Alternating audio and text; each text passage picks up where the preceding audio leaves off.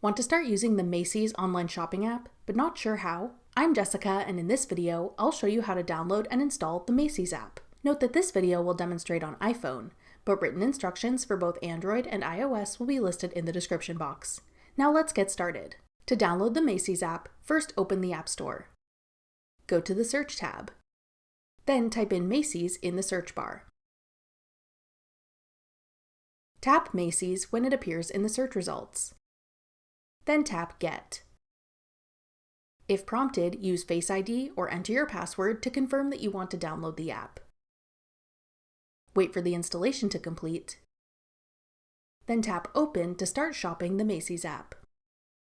That's all it takes to download the Macy's app. Want to try out another online shopping app? Check out this tutorial next. Click the video on your screen now to watch. Thanks for watching. If you found this video helpful, we'd love it if you'd hit the like button below and subscribe to our channel.